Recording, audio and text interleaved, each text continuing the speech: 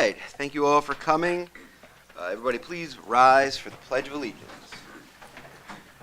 Pledge allegiance to the flag of the United States of America and to the republic for which it stands, one nation, under God, indivisible, with liberty and justice for all.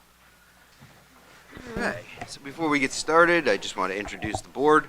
Down on my left, your right, we have Quinn, Andy, and then to my right, your left, Betty Ann, Kristen, Mary, and then over on our alternates table tonight we have Alice. And Richard Demko. Okay, so with that, we'll move to item number 3, our first public comment for the evening. We will do 2 public comments, so this will be the first. So anybody who has public comment, please come to the microphone, state your name and address for the record. Public comment going twice. Public comment going 3 times. Hearing none, public comment is closed, and we will move to item number 4, which is our presentation from the Board of Ed. Kristen, come on up. Do I have to press anything? I think you're good. Okay. All right. Good evening. I'm Kristen Bruno. I'm the chair of the Board of Education. With me tonight, I have our superintendent, Dr. Susan Compton, our director of curriculum, Dr. David Alekna, our director of special education and pupil personnel. I have several board members and our board secretary, Shannon Levy. So this is really a team effort. We are all here to present our budget, and again, we thank you for your time and your deliberations moving forward. We're going to start with, rather than me touting all of the accomplishments of our schools, we're going to share with you a project of our high school social media class that put together a short video just highlighting the 4 different schools.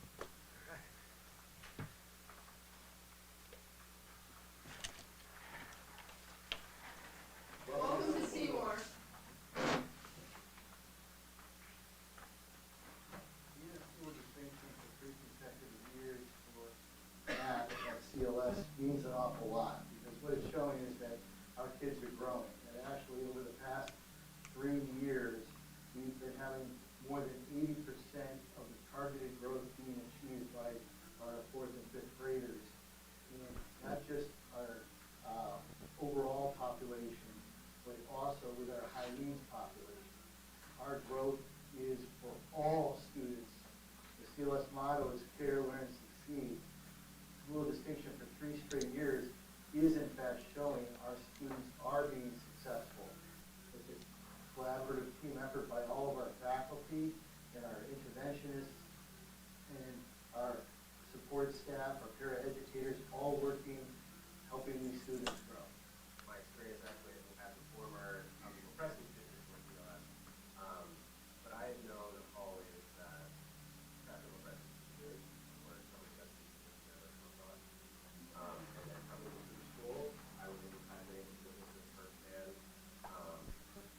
The community here is something I've never experienced before in our school. The teachers are absolutely wonderful, and I've got to know so many of the students over the years. They make it hard to have a bad day.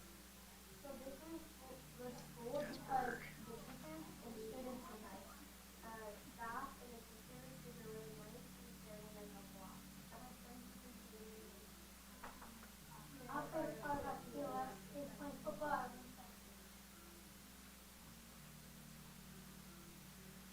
We are so excited to be a school of distinction this year.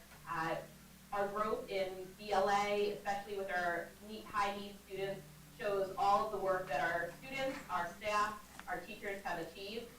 They've made great growth in the classroom. Our families have supported us all through this process, and we're really proud of all that we've accomplished. Columbia is a really unique place. I've had the pleasure of working at 3 different schools in the district, and when you come here, you just feel the sense of community that exists that really is unparalleled in any of the schools that I've been in. From our families to the staff, a very, a staff with a lot of experience, spent a lot of time here, and the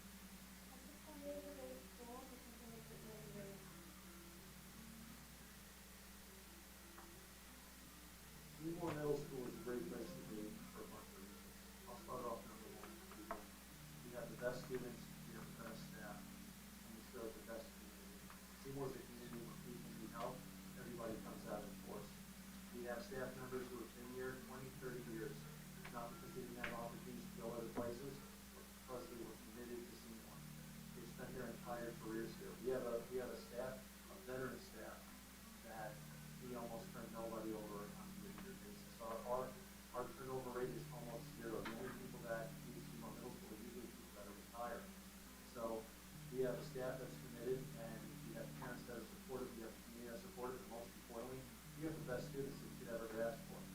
I think it's just a great place overall for kids to grow up. They make meaningful connections with their staff, both in and out of the classroom. One of the things that I'm most proud of here is the offerings that we have for clubs and sports. Seymour Middle School, there's many different sports options and clubs to help us all bond and make new friends, and it's like a big family. My favorite part about the middle school is teacher and student connection. They're always looking out for the students and making sure that we always have a good time here. Seymour Middle School is a great environment. I can't wait to get up to the high school. The high school is a great example.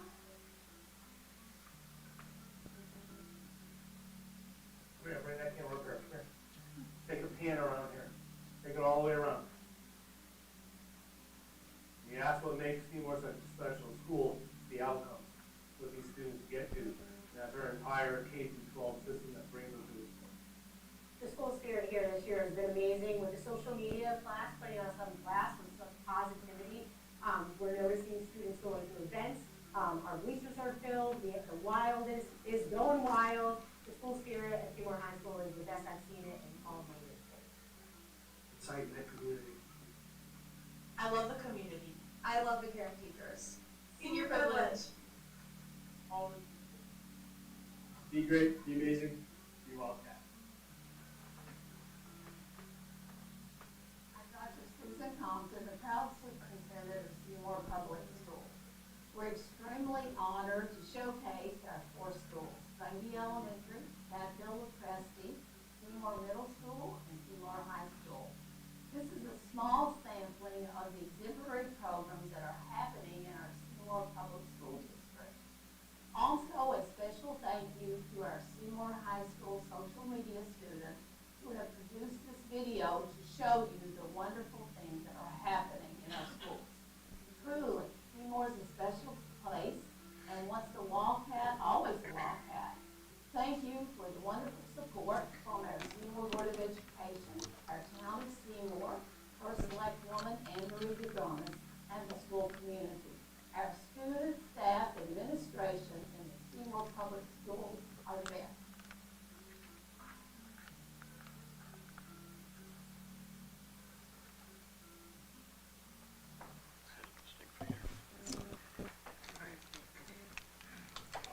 The students did a very nice job on that video. Very nice.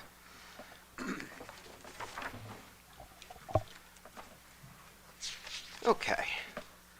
So, what page of the slideshow would you like to start on? At the beginning. All right. Jen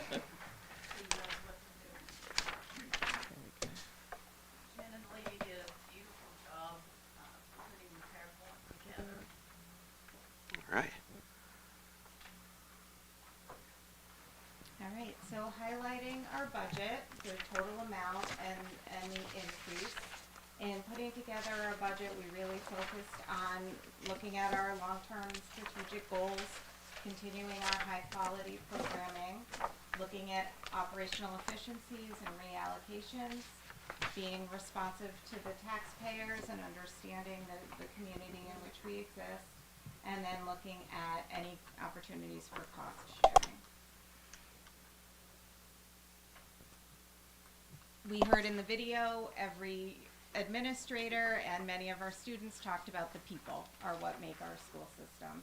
And when we look at our budget overall, 79% goes to salaries and benefits. So that's both the teachers and every other professional in the buildings that support the teachers and work directly with children. When we look at the 4.7, what is driving that increase? I'm not coming to you with new programming or new staff. It's really looking at what do we have and what does it cost to maintain that. The biggest impact on the budget is the health insurance. We did go to the state plan last year to prevent big cost increases. However, across the state, there are increases as part of the state plan. So the county that we're in, the increase is 13.5%, which has an impact on the budget of about $772,000. The other increases are related to contractual increases. We negotiated 4 contracts this year. Overall, the impact in terms of certified staff is 1.8% increase over last year, and for non-certified staff, that's our custodians, para-educators, nurses, and secretaries, that's 2.2%. So we started with our roll forward budget, which is taking everything as it exists, and determining, and that brought us to about a 4.9. Dr. Compton and her team took a look and they were able to come up with some savings, which brought us down to a 4.7. Because we did so many contracts this year, we were able to look at maybe reducing legal fees by a bit, reducing supplies, projecting lower energy costs, and the increase, believe the increase in insurance, property and liability is a little bit less than we had initially predicted. There are some increases in the technology line related to safety and security, and some minor contractual increases in facilities.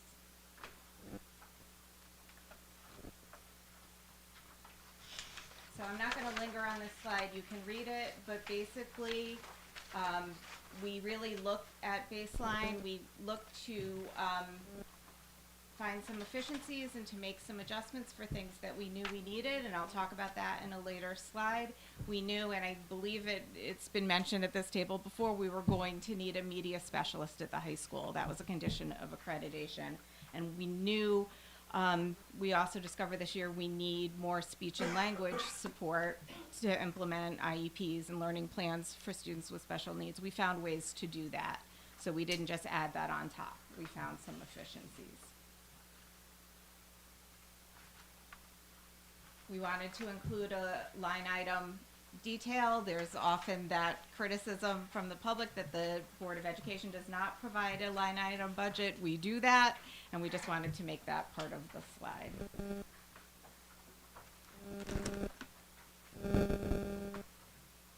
So those are more details, and it explains what the increase or decrease is over last year for each of the areas.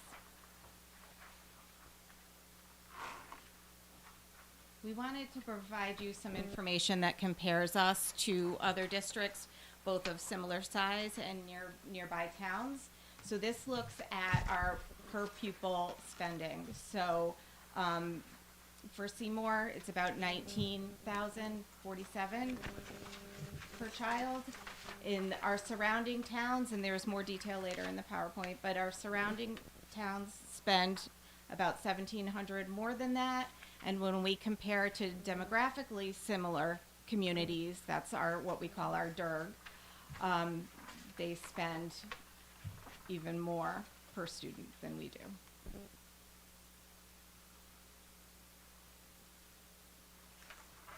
So this shows what the comparison is. When we look at those nearby towns, we're ranked 10 out of 11.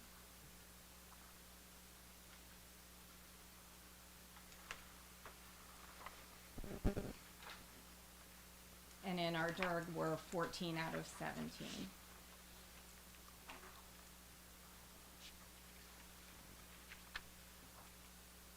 The other factor that I wanted to highlight is that challenge in terms of the state formula and how they provide educational cost sharing. And that has failed to meet the inflationary pressures that we're seeing in our contracts, seeing in the expenses to run the school district.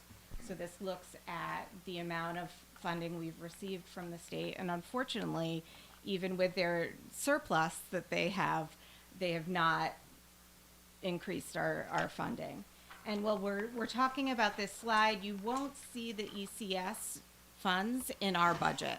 Those go on the town side of the budget as a revenue line.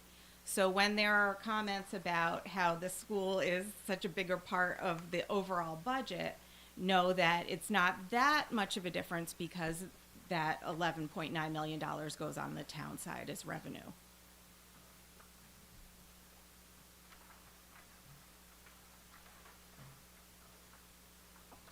So in looking at, and the state has taken away no mandates. I know we've come to you before and said we have all these mandates. They still exist. There's just, we haven't had to fund any new ones in this budget. All the old ones are still there and requiring us to do everything that we've had to do in the past. So some of the creative thinking that Dr. Compton and her team, with the board's support, we are reducing by a science teacher. We have a retirement, and we're reallocating that FTE, that full-time equivalent, to the media position at the high school. We know that we have to add some positions in terms of special education, and we are able to do that because we anticipate that some students who are currently placed out of district and we're paying tuition and transportation for them will be coming back to district.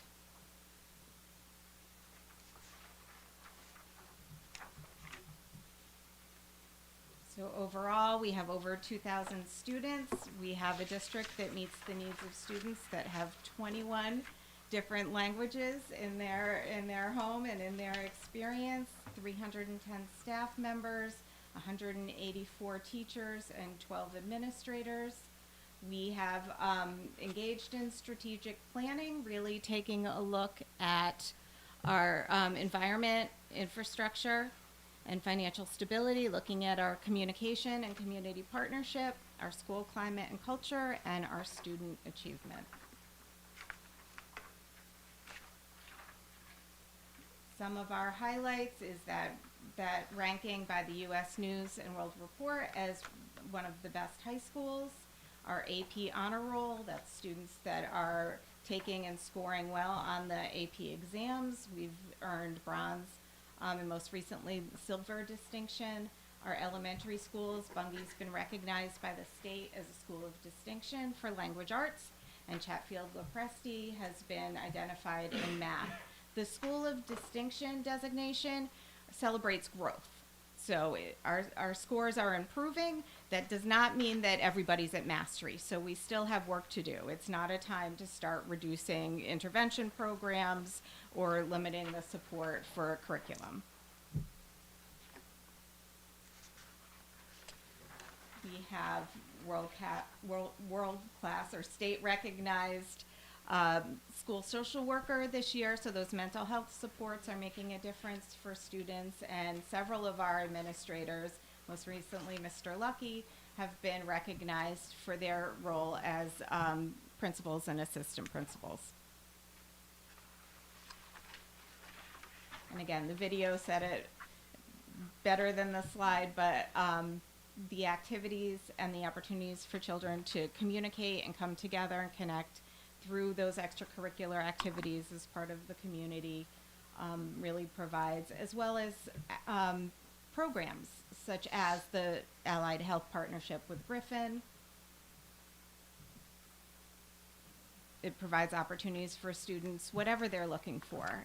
It's remarkable in a high school this size.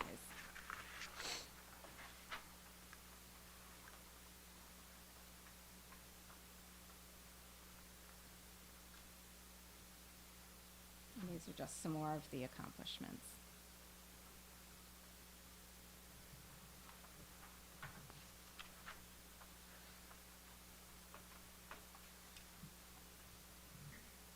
Do you have any questions? Okay.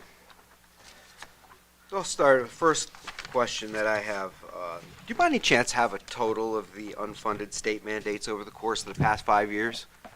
And what that total adds to each budget? That would be quite a lot to cover all the legislation ongoing. We could give that to you at a later time at the next meeting. There's just so many mandates that, we have to do in regards with, especially in special education in different areas, and also different laws and keeping up with just ongoing regs and providing services. Okay. It's a lot. So if you could just maybe put together a list for me, because I am curious to see exactly how much that adds. Because I'd like to just kind of weigh that against what we get in ECS funding. Because it seems as though it's the same amount that we're getting back this year. And it seems like it's been the same amount for the past few years, not taking into consideration the cost of inflation. So I just want to weigh those unfunded state mandates over the past 5 years to see exactly where they fit in when it comes to our reimbursement from the state. Right, and also our Haver School Boards Association works directly and with the policy and all the updates that we have to do regarding the unfunded mandates. Also in your notebooks in the back, you'll see a complete listing on the educational cost sharing since 2000. Mhm. Now to 2026.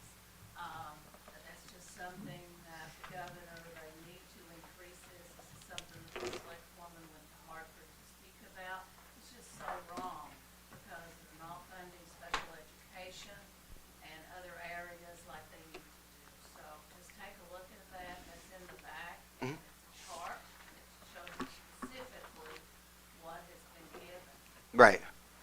That's what I figure. If you could start with 2020 so we can compare those numbers. Especially after COVID, it seems like more unfunded mandates. Yes. Clarifying question, you want state mandates and how much they cost the district going back to 2020? Yes. That'll take quite some time, but we're happy to give it a try. It's Okay. just Yeah, as close as you can get it. indirect costs and As close as you can get it. I'm curious. We'll give you some major areas. Thank you. Thank you very much. All right, so we're going to go down the line here. We're going to actually start on this side of the table this time. Mary, do you have any questions? Yes, hi, thank you. I was curious about the special ed students returning back. Is there a chance that they'd end up going back out again? And how does that get funded? So any decision about student placement and programming is made by their team. So the department does as best they can to project that, and we know that if we have quality resources and programming in district, we're more likely to keep kids in district, which is beneficial to all. Thank you. Dr. Boyle, our special ed director, oversees this, and again, they're with their IEPs, definitely drive it all. It's just really important to note that sometimes you definitely have students return, and it's just a wonderful thing when they can come back. And we really, the number has really increased with the amount of students, that have returned back to the district. And that's just a real celebration when that happens. There are some students who, based upon their needs, that we don't have the services to provide, and they have to remain out of district. But we're real proud of the program. Thank you. Kristen? The retiring science teacher to media specialist is someone filling and taking on that science role, or are we removing, what's happening? Okay, I can address that. Our enrollment based upon we had 5 science teachers, and at this time we only need 4. So therefore, with the one retiring, attrition is always the best way to take care of that. So the accreditation, we had to do this with the media specialist, so that was a win-win, so it wouldn't be any cost, increasing your budget. That's what we had. One celebration we have a lot of experienced teachers, but the nice thing about that is many of them have multiple certifications, so we can be agile in terms of looking at each year where is the resource needed, and folks can shift because they have those qualifications and experience. Awesome, thank you. You good? Yes, Betty thank Ann. you. First, I just wanted to comment on how comprehensive it is and how nice it looks for the citizens of Seymour, as well as for Board of Finance. My question was answered on the science project. For the general public, could you explain the para educators, please, and their salaries and where they're placed? Okay, sure. Para educators work in every building. They work directly with students. They're usually part of the student's individual education plan, so they may do everything from I'm an early childhood educator, so I'm going to give you a lot of preschool. But they work under the direction of a special education teacher, so they may be implementing a behavior plan and providing reinforcement to help a child be engaged and participate in the classroom. They may help kids with personal care needs if there are disabilities that require feeding or toileting. They may help with modifying curriculum or under the direction of the special education teacher, or help a child navigate the building. They may help with instruction, either providing accommodations or modifications that a child needs. So they're really the front line of helping kids access the curriculum and Right. benefit from their special education. And has that increased dramatically over the years, or has it stayed Yes. pretty? I think Yes, it has. We're currently at 55.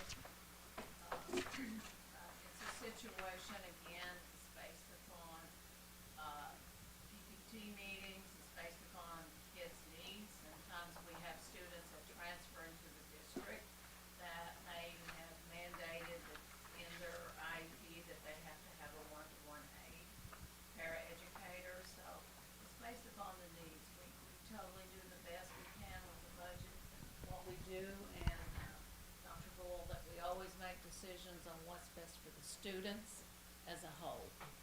Very We good. have to. Thank you. These paraeducators are like angels. They support our teachers so much, and the relationships that they have with their students is just outstanding. Great, thank you.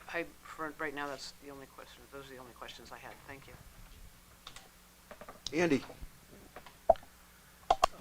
First of all, nice job as well on the detail. Is this the most detail I'm new to this committee this year, is this the most detail you've made public or handed out, or is this a similar format every single year?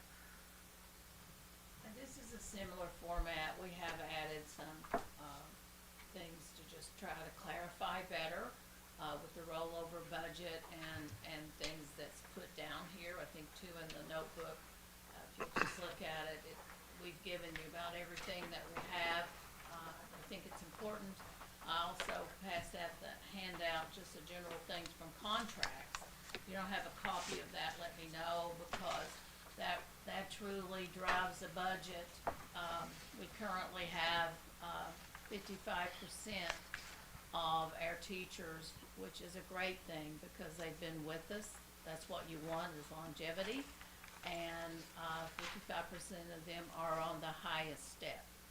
And that's wonderful when they want to stay in Seymour, or people want to come to Seymour. Couple other questions. I was only asking because I think there's a lot, I mean, we just got this book and it's great for our deliberations, but just quickly looking through it, I mean, I think it's helpful because you always hear when we're going through school projects and everything about the spending, and I think this, if you dig through it, it gives you a good idea that your hands are kind of tied from a contract spending standpoint, and and I like the bridge that you did, year over year, and it just sticks out that, our biggest expense is the salary and head count. It's all tied to contracts, and I have a question on that in a minute, but there's not a ton of discretionary spending in here. You're just kind of doing the bare minimum, and I think when you go through this, you can see that. And there was one really nice slide you put up before in terms of that spending per student and comparing to the towns. And because one of the questions I had, when you look at the payroll here, is it comparable? Like, I know we don't have a lot of, folks leaving, but when you go out to hire somebody, how competitive are we? Like, what is a comp, salary for these other towns and districts right now with the contracts and all the stuff you have to, put in there? I think my question might be answered by the fact that that spending per student, most of its head count, that's lower than, like slightly lower than the average. So I think that is kind of a good indicator, to show people just from a comparable standpoint, there's nothing crazy with salaries. But on the salary standpoint, when we go to hire a new teacher, they're part of the union right away, and when you have these union contracts, is like say for pensions, right? We have a new teacher coming on and it's like, here's your base salary, which you have in here. But when you look at the total comp of the teachers, you know, it doesn't show the pension and these healthcare costs that we have. So my, I just wanted to find out how comparable, like, our salaries were, and if there's any way in contract negotiations that you could, do we have to give pensions to new teachers? Is that a contractual thing? Yes. You know, so all that stuff is out of your hands, basically, for the Yes, it most is. part. Right. Okay. Yeah, and as far as negotiations, our Board of Ed has done an outstanding job, and our unions who try to work really together. It's an issue throughout the state about the ongoing percentages, but that's just the business that we're in. So I think we've done well with what we've got to do with. And another thing, I have to give Salvatore Bucci credit for a very thorough, detailed, with the areas that are spelled out in the budget. That's important too. But as far as these contracts and what we have, as far as New Haven, we have a good high teacher salary as far as if you stay in the business and you're at the top step. Same thing with administrators. We finally were able to increase para-educators and secretaries the best that we could. And they're compared, we do comparisons for other districts. Right, okay. Yeah, my point was just for the town and the people in the town, if you kind of look at your bucket of spending, a big chunk of it's out of your hands. And that leads me to another question. When you did the first pass of the budget, like, what are we, not that I want to spend it, because we don't have the money to spend it, but what are we missing? Like, what would you do differently? You know, like, any big things that, like, when everybody came with their initial pass of the budget, and you're like, you know, no way. But, like, just a sense of, what are we not doing? Well, Andy, to be very honest with you, this is what we call status quo. It's really sad because we can't expand programs. I'd love to see a gifted and talented program. We're gonna have to think out of the box on that one, but there's so many things. We have cut so much. I've been here 4.5 years, and every year it's try to cut teachers, cut programs, try to whatever. And, you know, it's just tough. We don't have instructional coaches. We don't have a lot of things that, for example, Oxford school system, they're double in regards with some things they have that we don't have. But they have a different tax base, so it is what it is. I think with what we have and the support of the town and also with First Select Woman, I mean, this has been an ongoing process with everybody. We've really tried to be a team and do the best we can with what we have. We've not been outlandish. We've really tried to just focus in and keep what we've got and do the best. And we have had to cut some things, unfortunately. And last question is the healthcare change, that 13.5%, is that, it said projected, like, how does that work? I mean, is it gonna be that, or do you know it now, or is it projected, like it could change? It's just a big number, right? I know that Jason and Salvatore, mainly Chris Pelosi, are the experts in that one. But specifically at this point, it looks like, I think Salvatore did a nice job in just estimating. I was hoping it was gonna be 11% and it was gonna just stay, but no way. So it's not just here in Seymour, it's throughout the state. And it throughout is the country, the same healthcare plan on the town side as the school side. which is a win-win for both of us to have the same healthcare system. Yeah, so my understanding is that that percentage is still preliminary and we're waiting for a final number.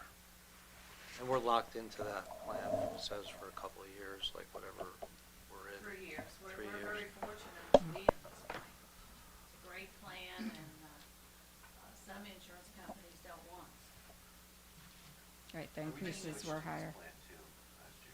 13.5% is pretty big, though. Like, did they give any sense as to, like, just other than the, you know, the world's falling apart right now, that our health insurance is going, you know, that we're having that much of an increase? We haven't heard anything in the last 2 weeks, if that's what you're referencing. We're still waiting for final numbers.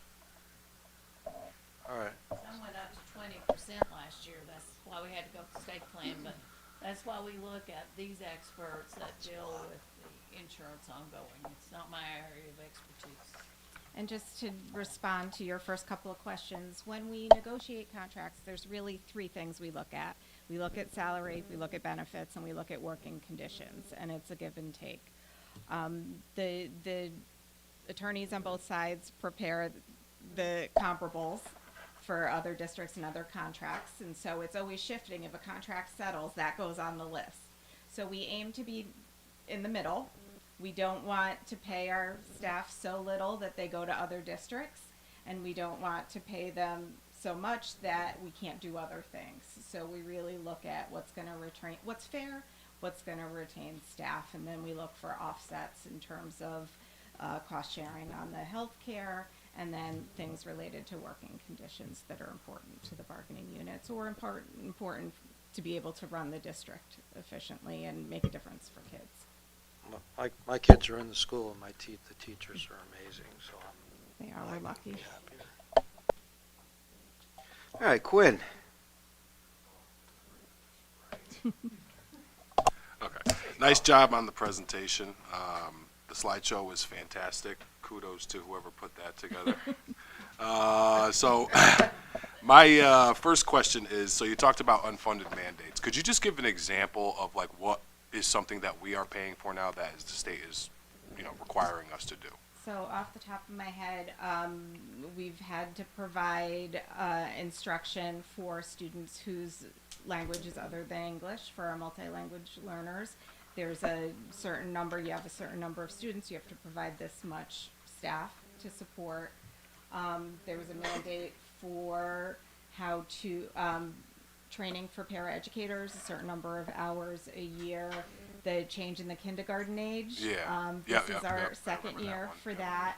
That now kindergarten has balanced out. They still have kids who, turn 6 within that calendar year, but preschool has stayed bigger. Yeah. Because not only are we having students that turn 3, we're having students that stay until December, that turn Right. 5 during that year that otherwise would have gone to kindergarten. So that's resulted in an increase in staffing.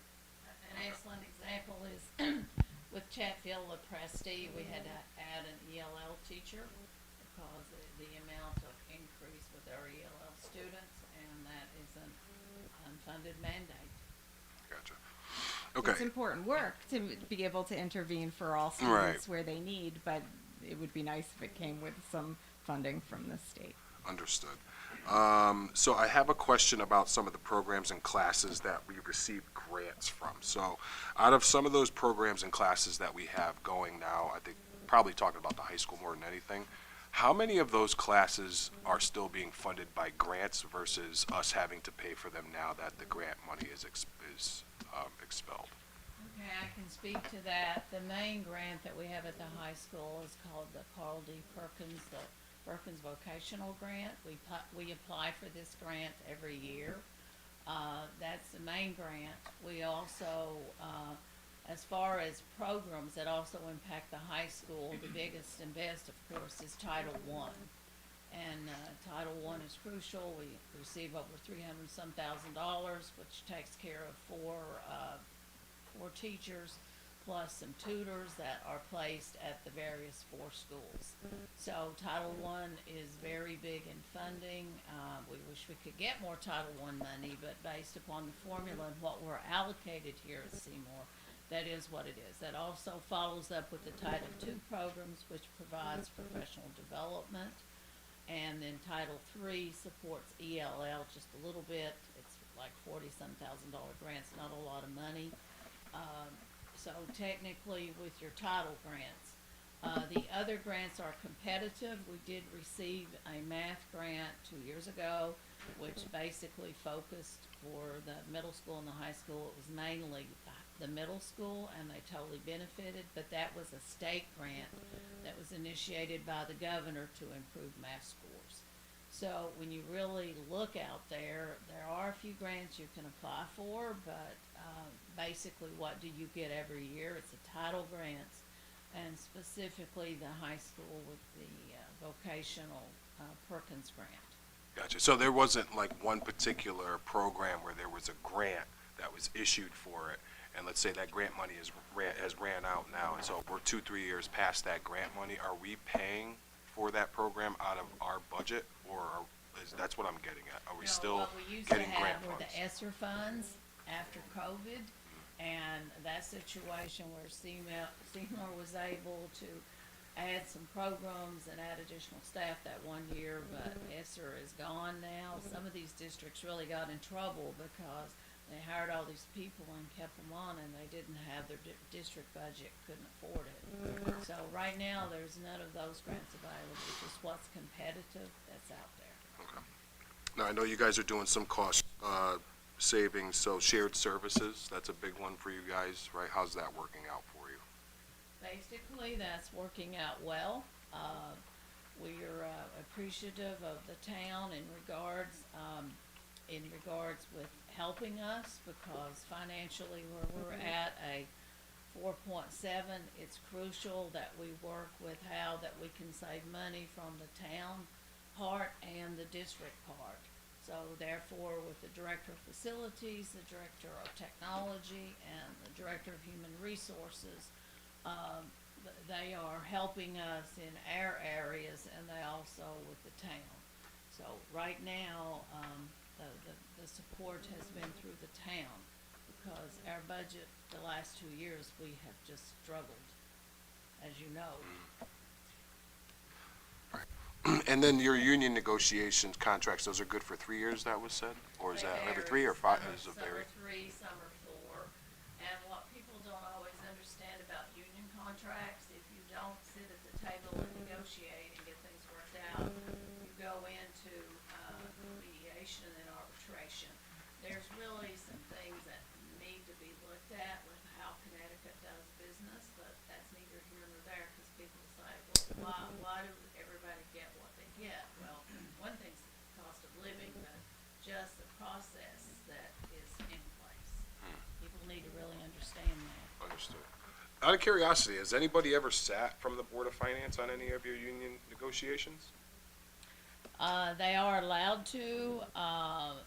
Usually the chair, Rich Stimco, has usually just passed it on to, whatever, an ex officio, whatever.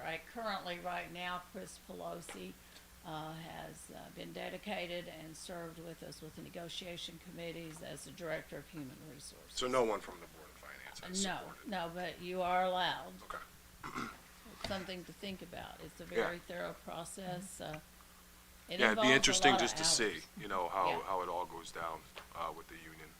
And that everything, is so. for the contracted positions. Correct, So yeah, it would be for yeah. the administrators or the teachers, Yep, understood. the certified. And then just one final question. Obviously, it's budget season, and we have to do the best that we can. So if we do ask you guys to cut, where are you cutting from? Well, we wanted to show you that we've already gone in. I understand. It would depend on the amount. We'd really have to put our heads together as a board and hear the recommendations from Dr. Compton and her leadership team. It's tight. It's tight. Last year, we had to lose one classroom position. Yep. So it's 79% people. Okay. It just makes me just a little, because last year there were some comments where you had some natural attrition, so it was a little bit easier when we had the cut, so it doesn't look like we might be in that boat this year, considering how your staffing looks, so. We're down very thin in regards, because we've thought all the box. We've done this the past 2 or 3 years. We were able to take care of 3 teachers last year. With the situation with retirement, we were able to cut because of enrollment and try to put kids in a classroom, and we cut a teacher at CLS and we cut a teacher at Bungie, but that teacher went into the preschool program at Bungie because we needed a 4th preschool teacher. In regards with the middle school, we did cut a position, one had retired, and then we had somebody transfer over from CLS because we cut a teacher, and we had one that volunteered to go teach 6th grade. So we've about thought out of the box, come out of business. The only thing I know that could think about would be just looking in regards with the cost of facilities and upkeep. It's very costly in doing repairs. We've spent about 200,000 and over just sometimes with heating systems and problems. For example, the swimming pool situation, we've had some mechanical issues, just had a big bill for that. First select woman agreed to pay half of it. But we've also got CLS and I've paid, the board has paid over just a lot of money. And also the snow, for example, who would have ever thought, 4.5 years here, we've not experienced this kind of snow. So that's cost us so much with just snow removal. So it's stuff we didn't really budget for. I thought $20,000 would cover snow removal. Well, welcome. Due to the blizzard and the 9-inch snow after Christmas, we're probably $50,000 of snow removal. And you're paying for overtime too. Overtime, because it's a big deal to try to get it all cleaned up. Yep. So I don't know what the answer is. I think we've got to really look, the town and the Board of Ed has to get all together and try to figure out with facilities and contracts. There's just not a lot of places to cut anymore. Yeah, understood. I think Mr. North asked the question, if we had more money, what would we do? Yeah, and no, it's really exactly, yep. a conversation about facilities and being able to repair what needs to be repaired, and maintain our buildings in a strategic manner and not a reactive manner. Right. I'm all set. Thank you very much. Nice presentation. Good, very good. Okay, so I just have one more further question, actually, to kind of expand a little bit on Quinn's question about the shared services. So is salary and benefits for the shared services included in this budget? It is not. They are not. They are not. Okay.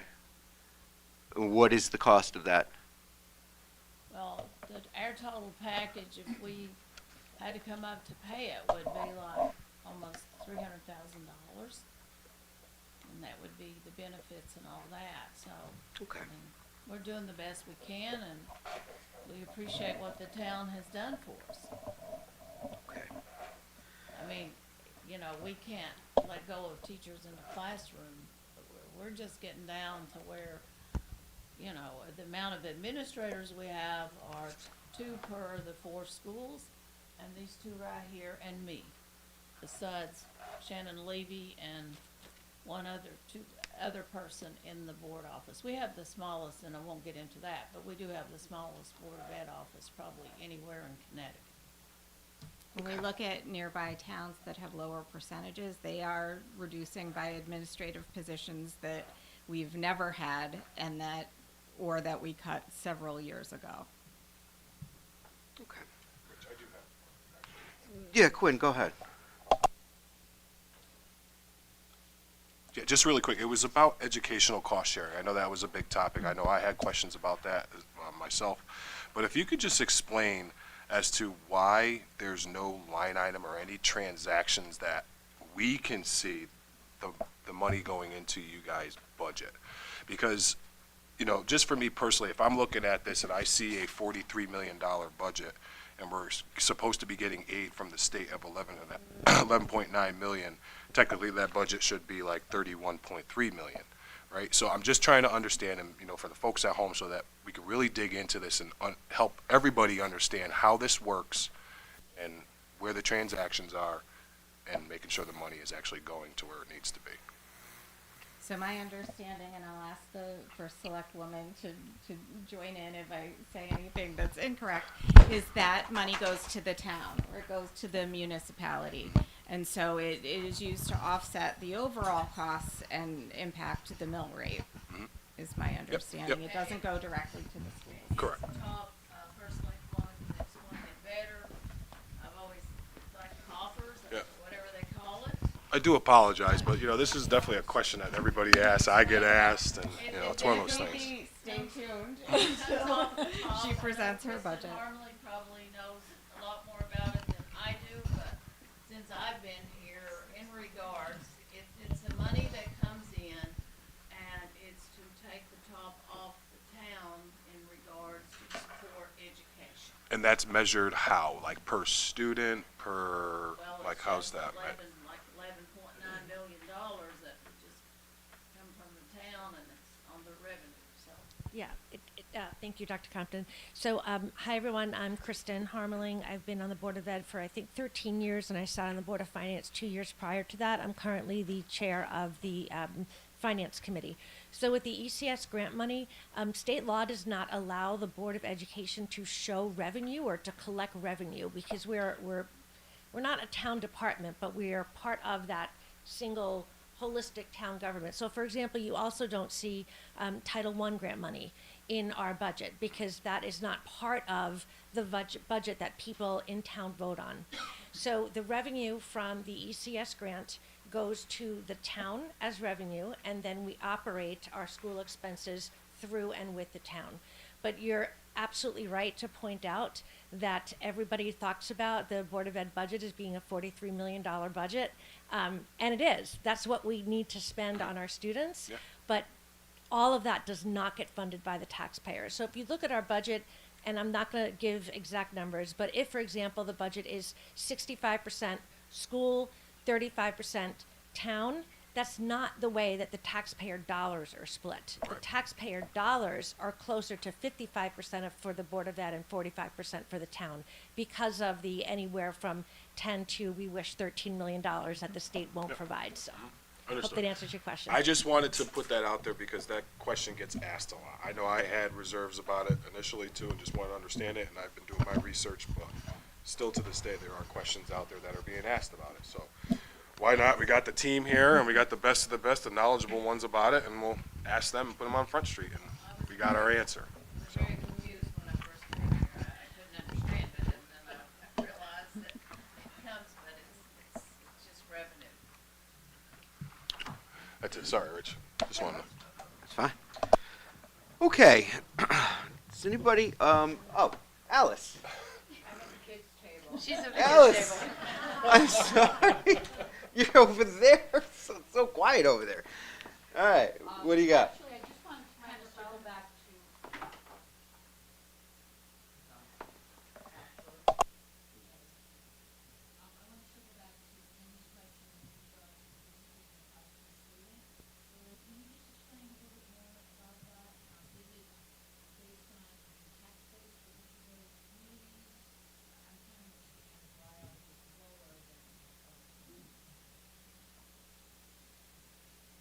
It's lower because that's what we spend. When we look at the DIRG, and there is something in your binder that explains what the DIRGs are, but it looks at similar demographics, so it groups us with other towns.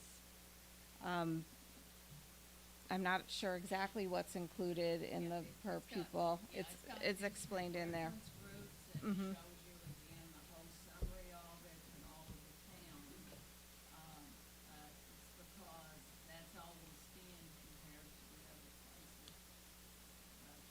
So it's the same formula that's applied to get that per pupil figure for each of the towns based on their budget. If I could, I had a different take on your question, so I'm not sure which, but that is actually what a school district spends if you take their entire budget and you divide it by the amount of children. So that's not a number that we're given from the state. That's not a number that is driven by any particular formula. It's what each town makes available to their education budget, and it's truly total spending divided by the number of students.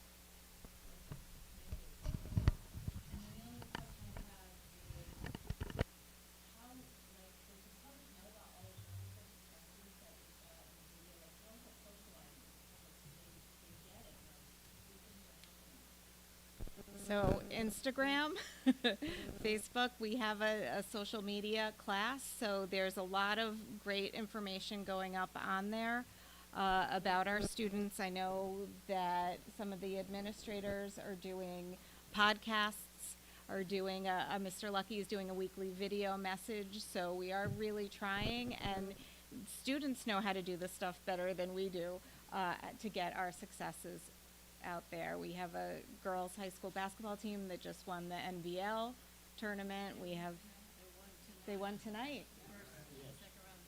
Mm-hmm.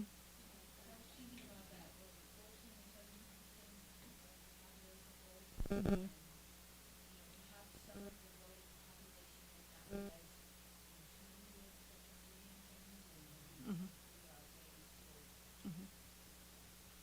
Right, we need to send this type of video out there, and we need to do more of this. You're right. Mm-hmm.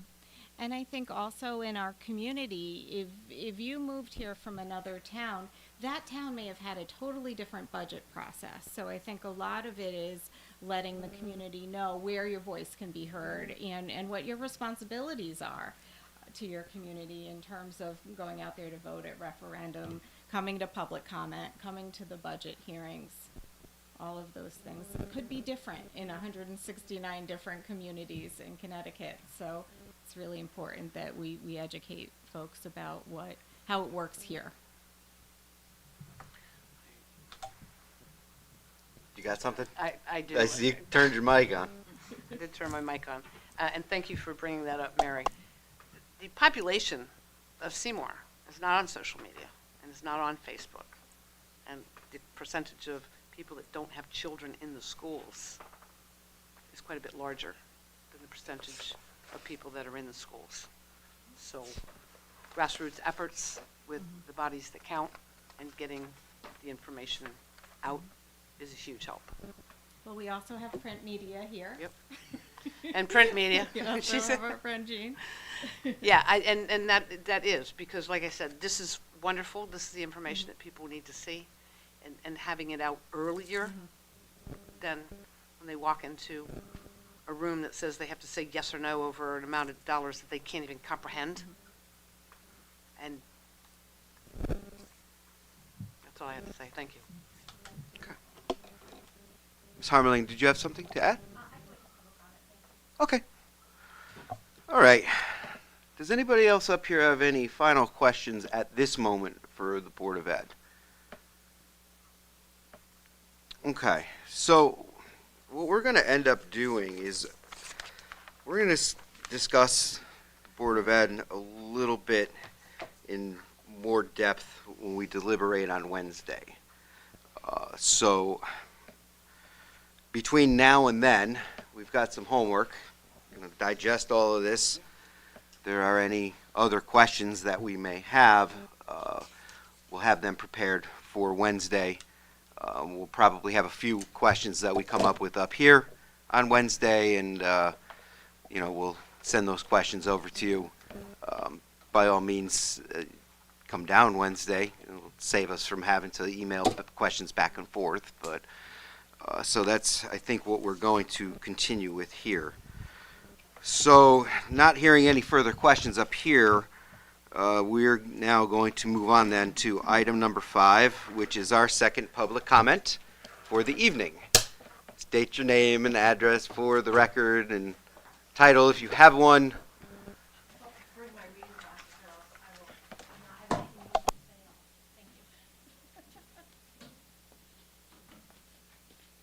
Kristen Harmeling, 134 Davis Road. I just wanted to build on a few of the comments that I heard here tonight.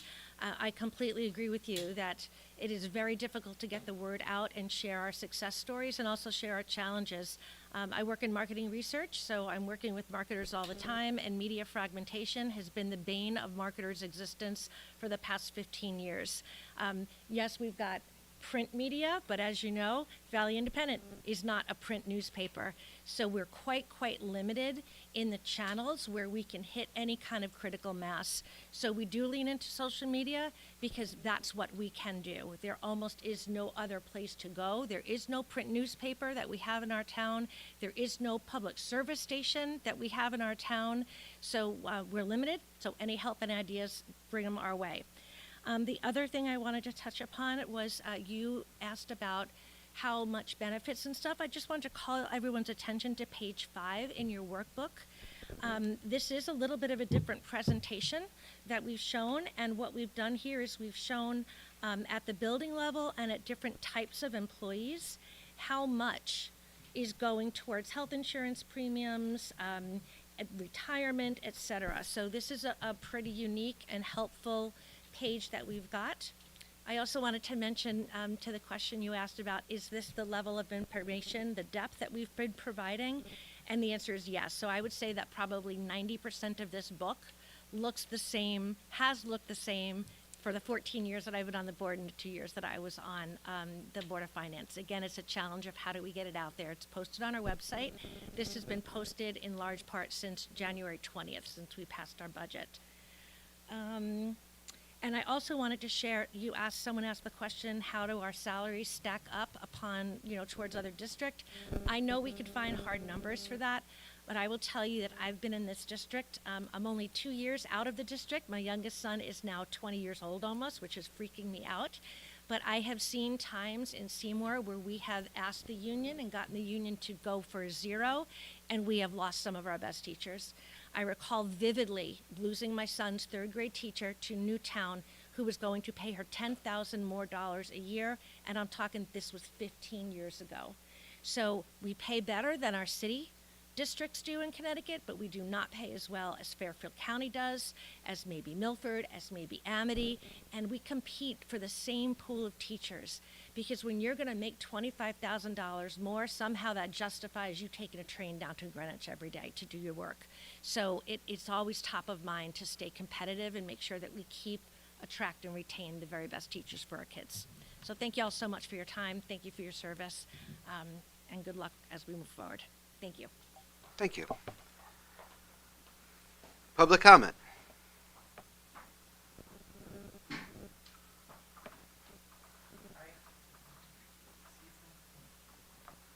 All right, name and address for the record. Elizabeth White, 49 Sagamore Drive. I want to start by thanking you for the opportunity and the countless hours you guys put in to this process. And I will say the same for the members of the Board of Ed. The line item you won't find in that budget is their salary or compensation for the amount of hours that they put into this. I'm going to ask that you put forward the budget that they gave you. They've been very mindful, knowing the climate in this town, especially toward the Board of Ed budget. I'm going to guess, having lived here for the time that I have, roughly 2 decades, you could put forward a $0 increase for the Board of Ed, and you will still have it voted down in this town. So I feel very strongly as though if you put forward the increase that they're asking, it's still going to get gutted, and you will still have the public voting no on it. As mindful as you want to be, there are a lot of misconceptions, unfortunately, I think, in town. In looking at the budget process last year, it got downright ugly and personal, and there were several attacks made against our town, our Board of Ed, our administrators. I myself am an educator. My husband is an educator. In neither of our districts do we have so few administrators. Usually you have curriculum leaders getting paid administrative salaries, coaches, as was mentioned before. We have none of that here. I still have 2 children in district, and I'm asking you to put forward the budget that they have presented you with, because I do feel as though it is bare bones, and anything that they are forced, and they will be forced to take from it, and the cuts that they have to make, it's going to impact our kids, our class sizes, and the offerings. So thank you for your time, and that's my ask. Thank you. Public comment.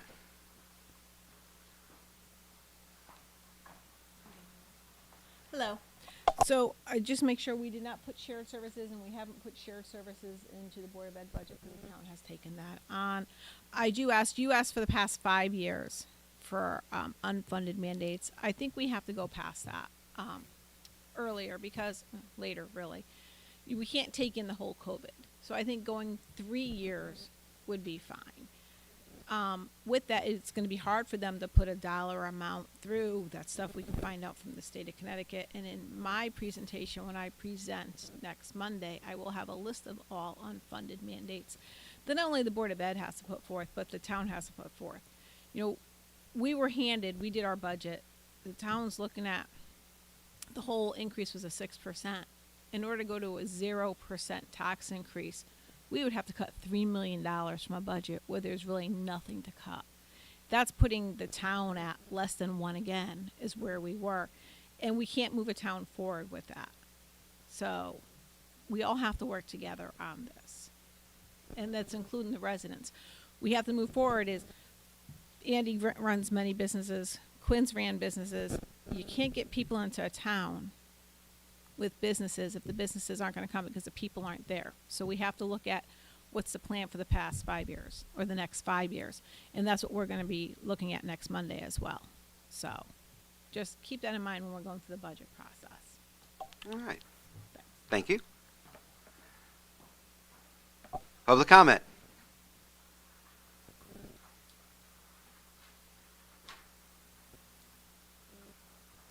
Public comment going once. Public comment going twice. Public comment going 3 times. Our second public comment for this evening is closed. Which brings us to item number 6, correspondence. Jason, did you get anything? I haven't, no. Okay. I have not received anything either this week. Item number 7, new business. Okay. So, as stated before, Wednesday, March 11th, this Wednesday, we will have a discussion on the Board of Ed budget. We'll put together some questions during our deliberations, and we'll continue to move things forward. After that, we will hear from our first select woman on Monday, March 16th at 7 p.m. And then on that Wednesday, we will deliberate again, which will be the 18th. Okay, so our schedule that we have in our binders is correct, and we will be following that schedule moving forward. The second public hearing, we could talk about that a little bit. All right, so the second public hearing is Thursday, March 19th, and it's going to be here at 6:30. So there is no confusion, 6:30. Okay. Does anybody else have any other new business they'd like to discuss before we adjourn for the evening? Snow melted. Yes, we could start to see some grass now. I see grass. Okay, it's 8:12. We are adjourned for the evening, and I will see you all on Wednesday.